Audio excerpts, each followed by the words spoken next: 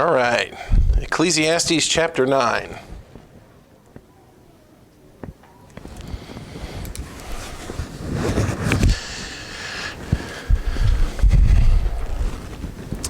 Ecclesiastes chapter 9.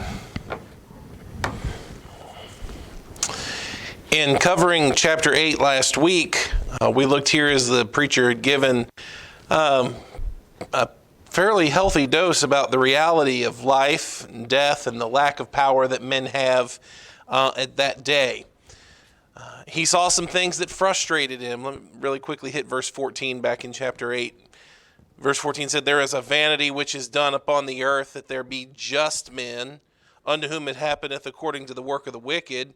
And again, there be wicked men, to whom it happeneth according to the work of the righteous." And that frustrated him, that someone could live a life that was full of wickedness and end up with the benefits and apparent blessings of a righteous man, or somebody could live a righteous life and the things that happen to him, you would think, no, those things should be happening to the wicked. They live with struggle. They live with worry. They live with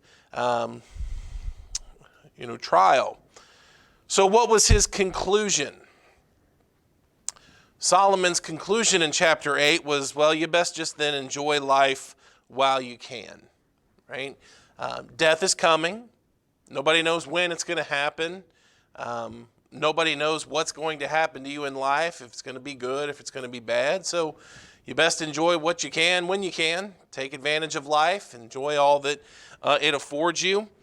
And in chapter 8, verse number 17, as we close the chapter, he confessed that he was not able to find the answers and that no one would be able to. God had ordered things. He said, "I beheld all the work of God, that a man cannot find out the work that is done under the sun, because though a man labor to seek it out, yet he shall not find it. Yea, further, though a wise man think to know it, yet shall he not be able to find it." God has so ordered things that you are not going to be able under the sun, by looking at the things that are around you, looking at the things that happen to you and happen to others, get all of the answers that you're looking for. That would be a frustrating experience for Solomon. He has invested time and effort into finding these answers and is frustrated at every turn. So in chapter 9, the things of chapter 8 lead us here to chapter 9 because he's in a similar thought pattern. Verse 1 says, "For all this I considered." Number one, let's talk about the things that happen. Okay, the things that happen. Verse number 1, "For all this I considered in my heart, even to declare all this, that the righteous, the wise, and their works are in the hand of God. No man knoweth either love or hatred by all that is before them." Solomon notes here that all that we do is in the hand of God. Now that's a pretty good realization. We would agree with that what we do is in the hand of God. And as providence plays out, it is impossible to predict. Now, we talked a little bit about that last week, because in chapter 8, verse 7, he said, "For he knoweth not that which shall be, for who can tell him when it shall be?" And we talked about that last week, that nobody knows what is going to happen to us, and nobody knows when it's going to happen to us. Obviously, the particular context, the specific thing that he mentions is death. But in the grander scheme of life, nobody knows what's going to happen. Nobody knows what lies ahead of us tomorrow.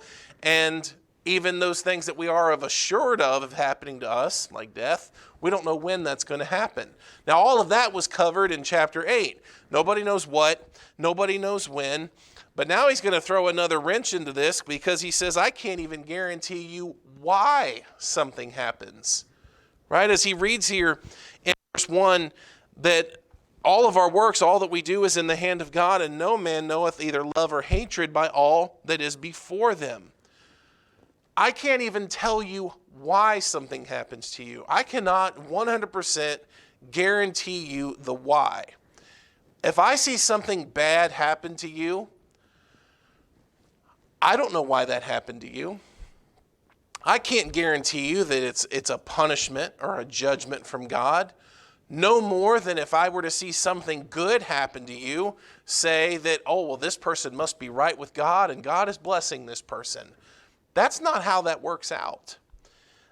It would be much easier, and I think to a degree we wish maybe it were so, but it would be much easier to understand life if you did something bad and then something bad happened to you, and you could always determine, well, that's what it was. I did something bad, so something bad happened to me.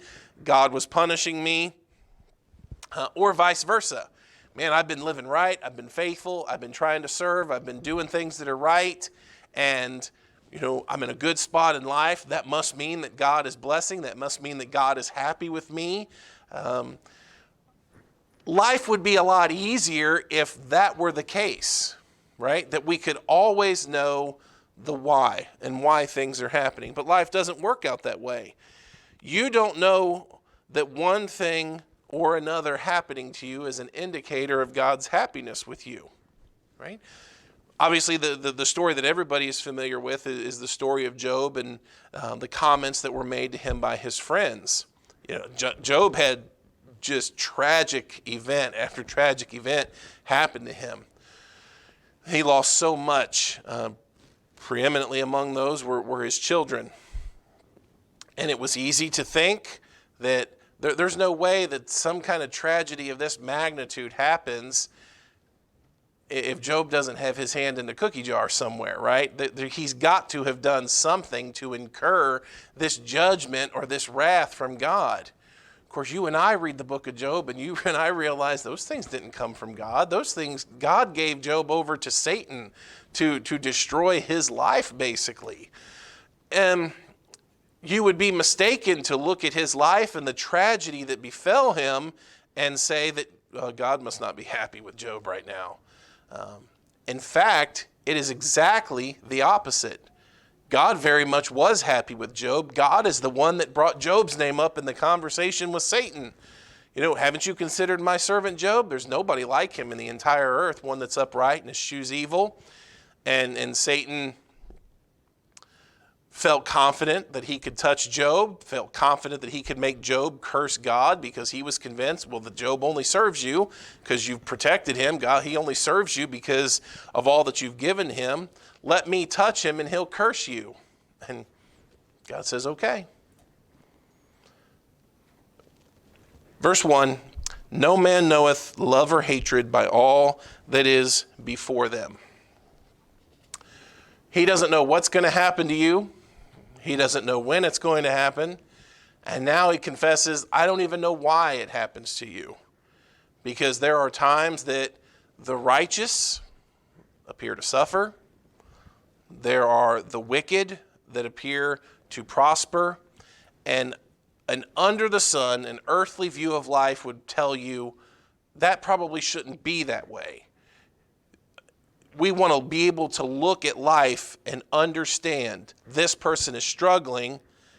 They brought it on themselves. This person is succeeding. They brought that up on themselves by the way they were living their lives. It just doesn't work that way. So Solomon finds that a little bit frustrating, that he can't narrow down how God's providence works. Now look at verse 2. All things come alike to all. There is one event to the righteous and to the wicked, to the good and to the clean and to the unclean, to him that sacrificeth and to him that sacrificeth not. As is the good, so is the sinner, and he that sweareth as he that feareth an oath. All things come alike to all. He speaks about there being one event to the righteous and to the wicked. Now there are two general thought lines there for that. Some would look at this as him speaking in general and then speaking specifically. In general, that he would mention that the same thing happens to all. Like, the same things happen to everybody, right? Righteous people get sick. Well, wicked people get sick. The Lord causes it to rain on the just and on the unjust. We all see, live, and endure the same things, right? There is one event that happeneth to all. Just seeing what happens to someone is not in and of itself an indicator of who's righteous, who's not righteous, who's wicked, and who's not wicked. Now, that's the general idea, that the same things happen to all of us. Now, the specific thing that he's talking about is death. That happens to everyone. That happens to the righteous, and it happens to the unrighteous. And there's nothing that the righteous do, and there's nothing that the righteous can do that's going to keep them out of that, right? There's no, the righteous, or he that fears an oath opposed to him that sweareth, or him that it says here is clean versus being unclean. There's nothing that those people are going to do to avoid the fate that is before us all, right? That one event is going to happen to all of us. Now, in verse 3, there is an evil among all things that are done under the sun, that there is one event unto all.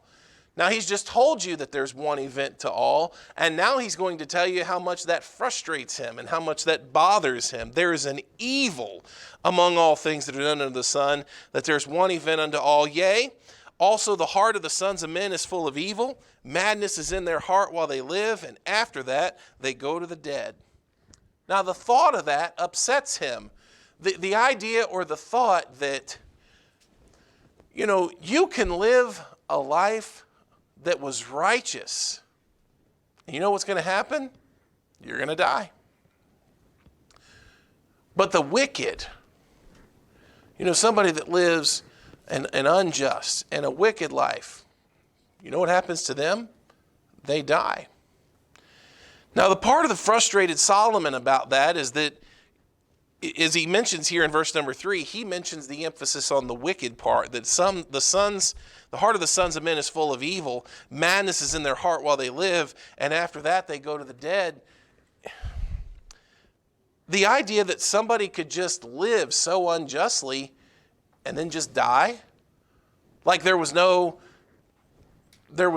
personal judgment, there was no accountability for that. You're telling me that somebody could just live a life that was so unrighteous, and then during that life, maybe, still enjoy some of the benefits of everybody else that's walking around, and then just die, and that's it? And there was no accountability, there was no justice. This seems like an injustice, that somebody could just live so unrighteously and then die, and that be it. Now, you and I both know that that's not how that works. You and I both know that there is a day of accountability. But he's not looking at that. He's looking at a life under the sun. He's looking to try and reconcile all the human activity and how it is that men could live so unrighteously and then just die, and they never had to give any account for it. They never had to give any ounce of responsibility for what they had done. And that bothered him. He's seen the righteous struggle and deal with much loss and how they have to endure so many other things. And then I watch the wicked, they succeed, and then they just die. And all the wickedness that they had done, they never had to answer for that.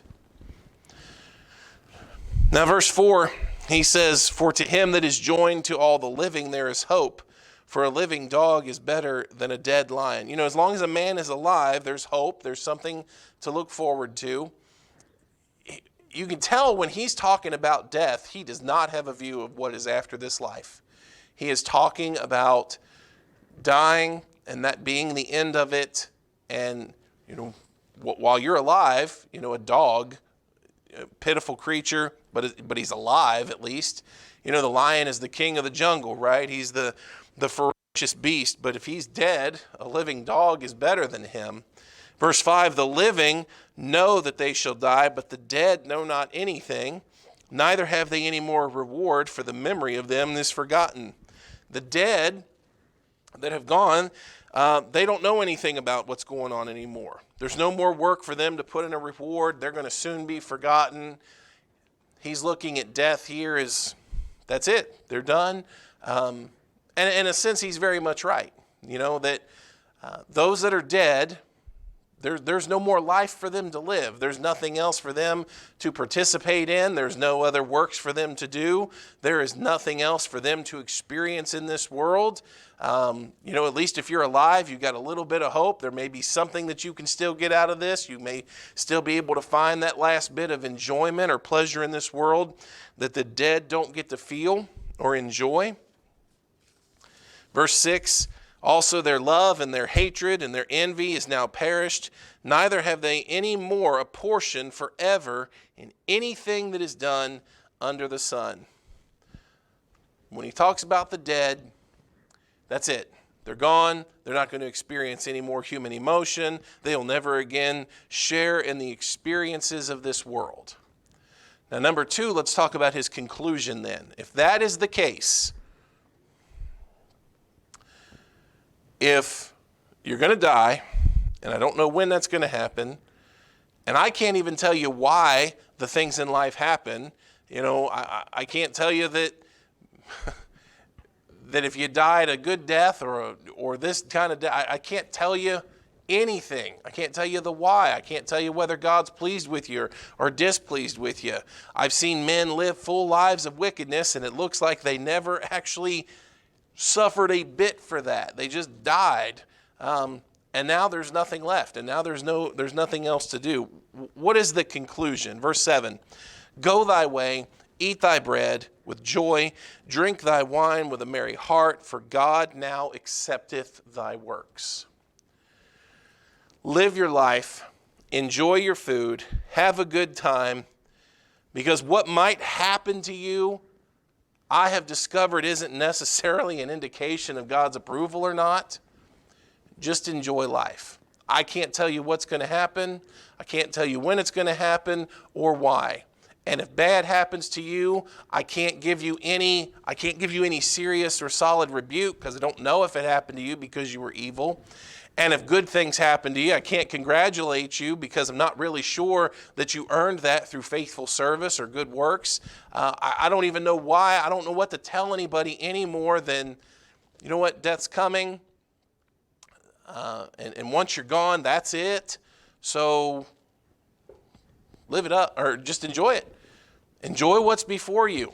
Go thy way, eat thy bread, enjoy your food, drink your wine. Verse number 8, let thy garments always be white. Let thy head lack no ointment. Wear the nice clothes. Put on the perfume. Live joyfully, verse 9, with the wife whom thou lovest. Enjoy those relationships. Take advantage of the marriage relationship and enjoy it as long as possible. Because he's getting ready to say some of the most cynical stuff that he's said yet. Look at verse 9. Live joyfully with the wife whom thou lovest all the days of the life of thy vanity, which he hath given thee under the sun all the days of thy vanity. For that is thy portion in this life, and in thy labor which thou takest under the sun. Now it's thy vanity. It's vain. It's a vain, empty life anyway. You might as well make the most of it. That is a fairly cynical approach to life, isn't it? Now that he has told you, one thing we all know is coming is death, but without knowing when, without knowing why, and because after that there's nothing else to enjoy, enjoy it now. All the days of thy vanity. Your life's basically meaningless. Your life is empty. You might as well take the here and the now and get every bit of enjoyment out of it that you possibly can. Now, this is not necessarily sound advice. Now, I don't think that there's anything wrong necessarily with the enjoyment aspect of life. I don't think that's the intent or the lesson to gather from this. It's obviously okay to enjoy the things that you have been privileged or blessed with, right?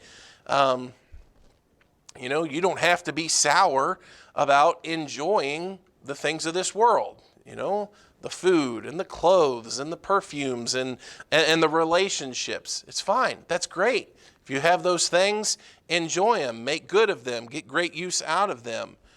But his intent, his thought behind it is that, well, because you're going to die, and after that, you're not going to be able to enjoy them. And it's just it's a view that doesn't think about eternity. It's a view that's not concerned with what is after this world.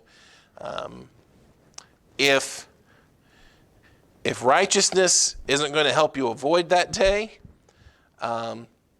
if unrighteousness isn't going to help you avoid that day, if that day's coming, no matter how you live, I guess just enjoy it.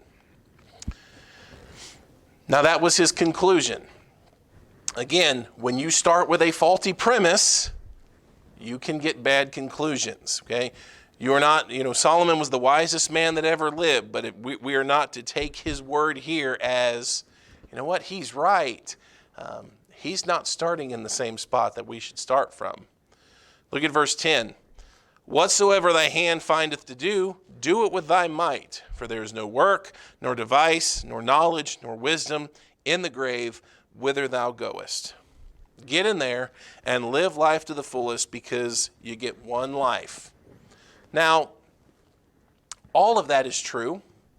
And you and I may actually come to a similar conclusion even if we change the perspective, right? Whatsoever thy hand findeth to do, do it with thy might. We would tell people, that if you're going to be involved or engaged in something, to jump in there with both hands, do it. Work hard. Now, his perspective is, what's the perspective nowadays, right? YOLO, you only live once. And so that thought is, man, just take advantage of life.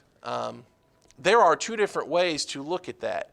You can look at that the way that the world looks at that and says, you know what, man, you only get one life. You better spend it enjoying this thing. You better do all that you can to get every ounce of fun out of this life, every bit of enjoyment that you possibly can, because you only get one life.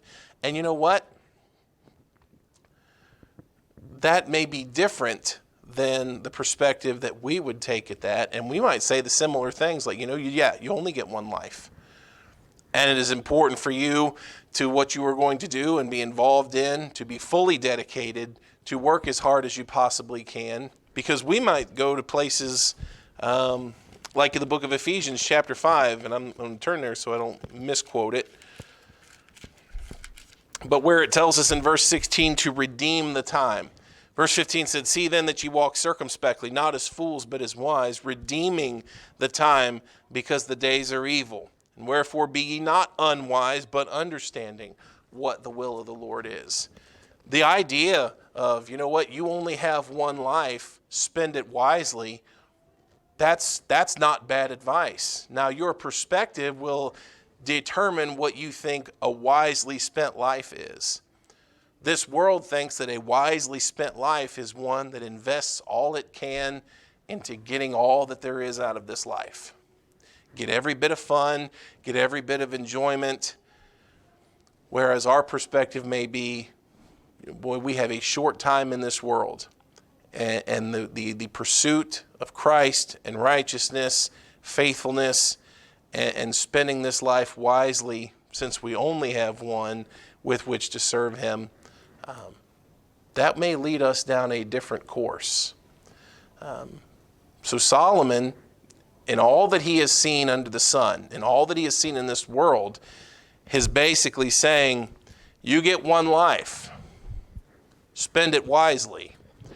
Now, under the sun, that wisdom is just enjoy everything that you possibly can. So he's got decent advice here, probably faulty reasoning. So you really, really must be careful. For there's no work or device or knowledge nor wisdom in the grave whither thou goest. I returned, verse 11, and I saw under the sun that the race is not to the swift, nor the battle to the strong, neither yet bread to the wise, or riches to men of understanding, nor yet favor to men of skill, but time and chance happeneth to them all. You see, you almost can't help but come to this conclusion, right?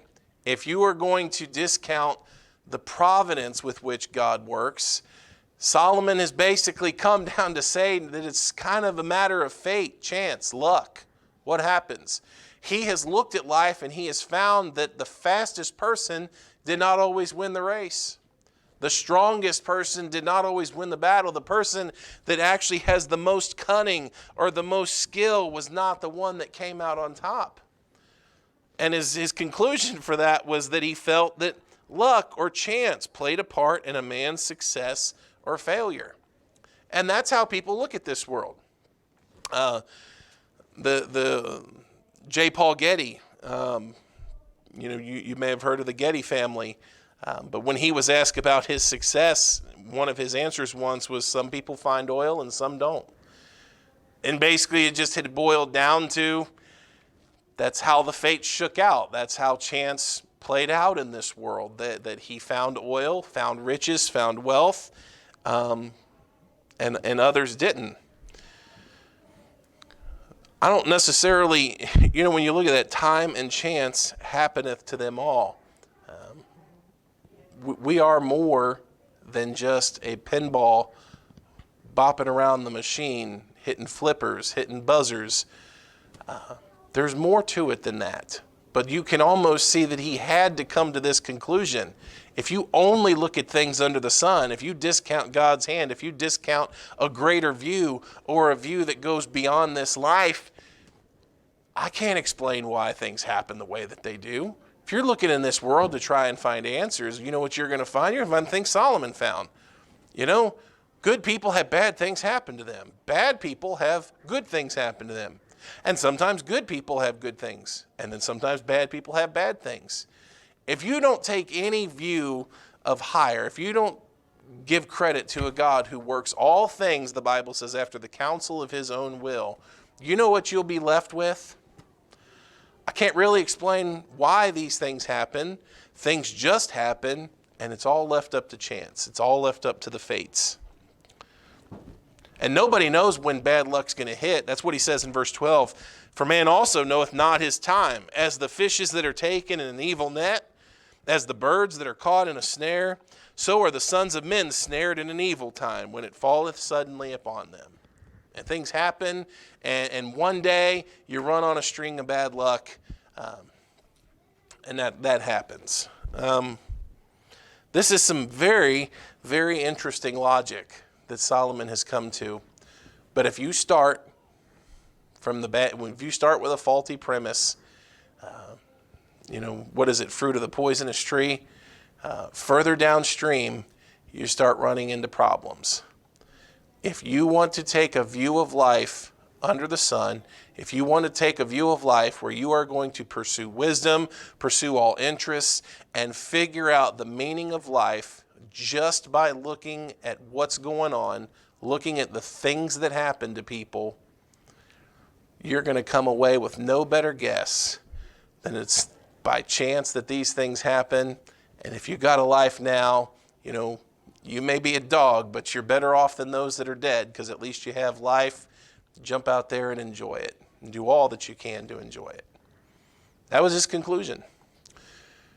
You and I know that there is something more. You and I do know that there's something better. Ephesians 1 verse 11 tells us that God works all things after the counsel of his own will.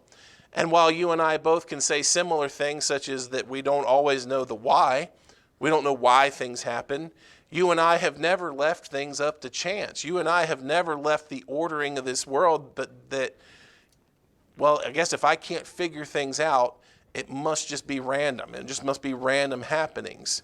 The idea that I can look at the world and figure out what is going on, that's a faulty logic. Solomon was convinced, I'm going to figure this out. I'm going to look. I'm going to be able to understand. I'm going to pursue wisdom. I'm going to consider all of these things in my heart. And chance is what he came up with? I mean, that's kind of silly, isn't it? You and I would look at similar things in this world, right? Okay, a lot of people believe in evolution. And you and I look at some of the premises behind evolution, and you're like, that's the best you could come up with?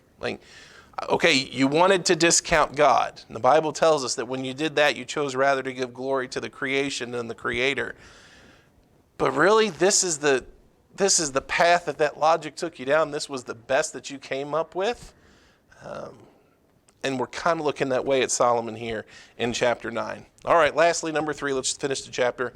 Quick thoughts on wisdom. Thoughts on wisdom. Verse 13, this wisdom have I seen also under the sun, and it seemed great unto me. There was a little city, a few men within it, and there came a great king against it, and besieged it, and built great bulwarks against it. Now there was found in it a poor wise man, and he by his wisdom delivered the city. Yet no man remembered that same poor man.